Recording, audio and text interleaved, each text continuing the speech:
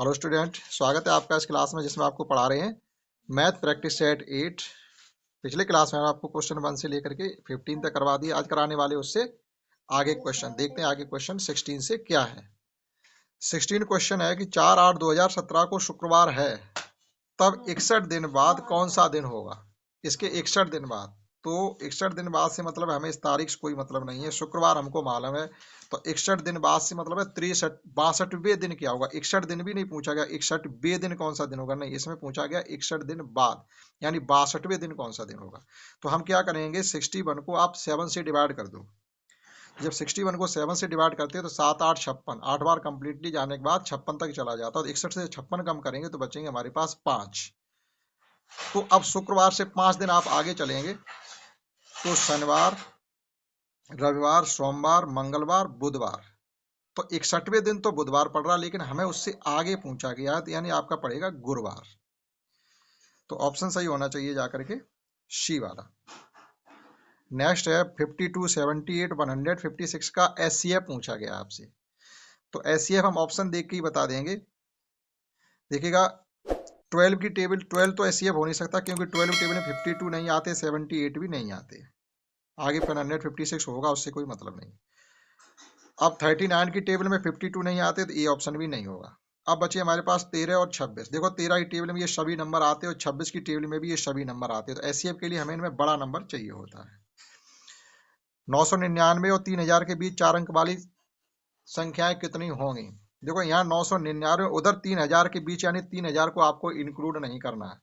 तो इसका मतलब उधर 1000 संख्याएं उधर भी पूरी आ रही हैं और इधर हमने 1000 को इंक्लूड करना है, तो इधर भी एक मतलब 1000 पूरी संख्याएं हो रही हैं। तो जब आप इनके बीच की निकालोगे संख्या 2000 कंप्लीट निकलेंगी जाकर के, क्योंकि इधर 1000 को इंक्लूड करके चलना है और उधर 3000 आपको छोड़ने हैं। तो इधर अगर इधर पूरी संख्या 1001 हो रही है तो उधर आ रही है 999, तो वो टोटल 2000 हो रही है। अगर हम 1000 को छोड़ के चलेंगे तो संख्याएं आती हैं 1000, लेकिन यहाँ से अगर गिनती करेंगे 999 छोड़ के 1000 से 2000 तक, तो 1000 एक संख्या हो जाएगी और उधर 999 क्योंकि 3000 को छोड़ना, तो सीधी सी बात है 2000 हो गई। 1 से 50 तक की सभी संख्याओं का औसत पूछा गया। 1 से 50 तक की संख्याओं को आप क्या करें, 50 इंटू 51/2 यानी 100 कर दीजिएगा। कैसे, हमसे एवरेज पूछा गया, तो सम क्या होता है, सम होता है n इंटू n+1/2। ये तो सम है, लेकिन एवरेज 50 तक की संख्या में पूछा गया तो 50 से डिवाइड कर देंगे हम। तो ये हो जाएगा हमारा 50 इंटू 51/2 गुणा 50। तो 50 से 50 कैंसिल हो गया, ये आ गया हमारा 25.5 एवरेज होगा। इसमें हमसे अगले क्वेश्चन में पूछा जा रहा है, निम्नलिखित में कौन परमेय संख्या के मध्य में नहीं आती है। तो इस प्रकार से चलिएगा आप, ये 3/5 से मतलब है 60% और इससे मतलब है 80%। इसके बीच में कौन नहीं आती है। देखो ये तो बिल्कुल इसके बीचों बीच में ही आ रही है। एडिशन करेंगे 7/10, इनका एडिशन 7/10 आ रहा, तो 10 का मतलब है ये बिल्कुल इसके बीच में संख्या है। इनका एडिशन अपॉन 2, तो ये बीच में आ रही है, ये तो होगी। हमें ये पूछा जा रहा है कौन सी नहीं होगी, तो ये तो होगी। अब रह गया 19। 1/30 से मतलब होता है 3.33 और 3.3 में आप 19 का मल्टीप्लाई करेंगे तो ये 60 से ऊपर निकल जाएगी, ये संख्या भी उसके बीच में होगी। और ये है 2/3 से मतलब है 66%, ये संख्या भी इस परसेंटेज के बीच में होगी। अब बची एक, तो ये एक 16/30 ऐसी संख्या है जो इस रेंज के अंदर नहीं आती है, तो ऑप्शन होना चाहिए डी सही। एक 21 क्वेश्चन है, a+b का होल स्क्वायर a-b का होल स्क्वायर आप मौके कर सकते हैं। a+b का होल स्क्वायर a²+b² + 2ab और यहाँ a²+b² -2b, लेकिन माइनस वाला नंबर इस साइन की वजह से प्लस हो जाएगा। -a² -b², ये सब कैंसिल हो जाएंगे। ऊपर बचेगा 4ab, अपॉन में है ab से भी कैंसिल हो जाएगा, बचेगा 4। देखिएगा किस प्रकार से, हमें कंडीशन ये गिवन है कि a+b का होल स्क्वायर -a-b का होल स्क्वायर अपॉन ab, ये हम a² + b² + 2ab। और ये माइनस है तो अंदर के साइन चेंज होंगे, माइनस ए स्क्वायर माइनस बी स्क्वायर, यहाँ माइनस का 2ab आ रहा था लेकिन ये हो जाएगा प्लस का 2ab इस माइनस की वजह से अपॉन ए बी। ये नंबर कैंसिल हो जाएंगे, हमारा आ गया 4ab अपॉन ए बी से ए बी कैंसिल, जवाब आ जाएगा 4।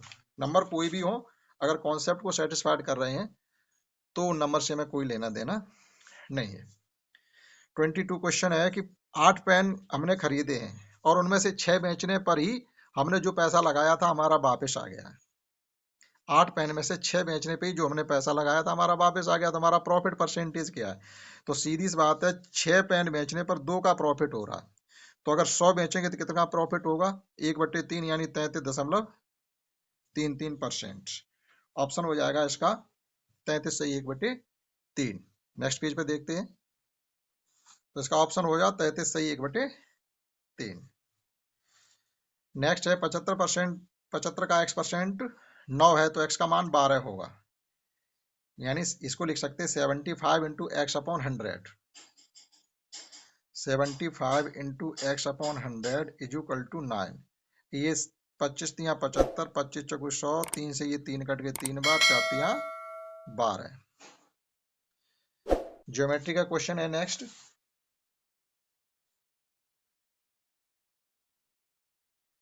ये आपको एक डायग्राम गिवन है, ये cyclic equation A B C D cyclic quadrilateral है, चक्रीय चतुर्भुज जो एक सर्किल के अंदर बना होता है, जिसके चारों वर्टेक्स अगर सर्किल की सरकमफ्रेंस पे है तो ये साइक्लिक क्वाड्रिलेटरल कहा जाता है, चक्रीय चतुर्भुज। इसकी खासियत ये होती है, इसके जो अपोजिट एंगल होते हैं उनका सम हमेशा 180 होता है। जैसे एंगल सम डी और बी का एडिशन करेंगे तो 180 और ए और सी का करेंगे तो 180। लेकिन जब यहाँ पर इस प्रकार से एक ट्रांसवर्सल ये टेंजेंट लाइन दे दी जाती है, स्पर्श रेखा, तो इस प्रकार से ये बनने वाला एंगल इस एंगल के यूकल होगा और ये बनने वाला एंगल हमेशा इसके यूकल होगा। तो हमको ये एंगल गिवन है 70 डिग्री, जब ये 70 डिग्री है तो ये भी 70 होगा। अब हमने कहा है, हमसे पूछा जा रहा बी, तो इनका सम हमेशा 180 होना चाहिए। हमारे पास 70 है तो यहाँ कितना होना चाहिए? बी 110। ऑप्शन आ गया सी। नेक्स्ट है कि चीनी का मूल्य 16 रुपए प्रति किलोग्राम था, उसका मूल्य घटा करके 14 रुपए कर दिया गया, यानी 16 पे 2 रुपए कम हो गई, 1/8 यानी 12.5% की कमी आ गई। नहीं समझ में आया? हमने क्या किया है, 16 रुपए पर 2 रुपए की कम कर दी, तो 100 पे कितने की करेंगे? ये 1/8, 1/8 8 का भाग देंगे 100 में 12.5 बार, तो 12.5% की कमी हो गई। नेक्स्ट क्वेश्चन है कि बिना कोई शेष फल के, ये कहा जा रहा 93, 61 इनमें से किस संख्या से कंप्लीटली डिविजिबल हैं? आप ये देखिएगा, इनका डिफरेंस निकालें। इवन पर है हमारे 9 6 15 और 3 1 4, 15 माइनस 4 ये हो गए 11, यानी ये नंबर 100% 11 से डिविजिबल होगा। जो इवन प्लेस पे नंबर आ रहे हैं उनका सम और ऑड प्लेस पे आ रहे हैं उनके सम का डिफरेंस निकालते, 0 11 या 22 आता है तो 11 से नंबर डिविजिबल होता है। नेक्स्ट है, वह छोटी छोटी संख्या बताइए जिसमें 75 80 और 135 से भाग देने पर प्रत्येक दिशा में 3 शेष बचे। तो इसके लिए हम क्या करेंगे, इनका एचसीएफ फाइंड करेंगे। जब एचसीएफ जो भी फाइंड होगा जाकर, सॉरी एलसीएम फाइंड करेंगे, जब एलसीएम जो भी फाइंड होगा जाकर के उसे हम 3 से एडिशन करके बताएंगे जाके, तो थोड़ी कैलकुलेशन बढ़ी है, तो इसका ऑप्शन होगा सी। ये कहा जा रहा है कि आपके पास 1.5 रुपया है और उसमें आधे से भाग दें तो 3 बार जाएगा, आधे से भाग देने पर 3 बार जाएगा। 1.5 रुपए में ये पूछा जा रहा है, ऐसे समझिएगा आपके पास 1.5 रुपए तो 50-50 पैसे कितने सिक्के होंगे? 3। सेकेंड लास्ट है, 154 मीटर लंबी रस्सी को 9.5 के अनुपात में विभाजित किया जाता है, छोटा टुकड़ा क्या होगा? पहले आप इनका एडिशन करिएगा, 14 हो रहा है, 14 को 154 से भाग करेंगे तो 14 1 14, 14 1 14, 11 बार जाएगा। छोटा टुकड़ा होगा 11 पंचे 55 का, बड़ा टुकड़ा होगा 11 निम्मा 99 का। तो हमसे छोटा पूछा जा रहा 55 होगा। नहीं समझ में आया? आप जो रेशियो दिया गया इनका सम करिएगा, तो सम हो रहा है 14, तो ये 14 100% 154 को डिवाइड करेंगे 11 का मतलब है, इसमें 11 का मल्टीप्लाई करेंगे तो एक टुकड़ा हो गया 55 का, एक हो गया 99 का। आप एडिशन करो 154 हो रहे हैं, छोटा हो गया 55। 3 पेंसिल का मूल्य 20 रुपए है, तीन पेंसिल का मूल्य 20 रुपए है। तीन पेंसिल का मूल्य 20 रुपए, इसका मतलब ये एक दर्जन का मूल्य हो जाएगा 3 चौक 12, 20 चौक 80। एक दर्जन पेंसिल 80 रुपए की आ रही है, तो 6 दर्जन पेंसिल 8 चंग 48, 480 रुपए की आएंगी। फिर समझिए एक बार, तीन पेंसिल का मूल्य 12 रुपए 20 रुपए है, तो तीन में कितने का गुणा कर दें 12 हो जाए, 4 का, तो एक दर्जन बन जाएगा। तो इसमें भी आप 4 का गुणा कर दो, 80, यानी एक दर्जन पेंसिल 80 रुपए की आ रही हैं, तो 6 दर्जन पेंसिल 8 × 48, 480 रुपए। ये सेट हमने कंप्लीटली आपको छोटे छोटे दो क्लासों में डिवाइड करके पढ़ा दिया है। आशा करता हूँ आपने समझा होगा। That's all. जय हिंद, जय भारत।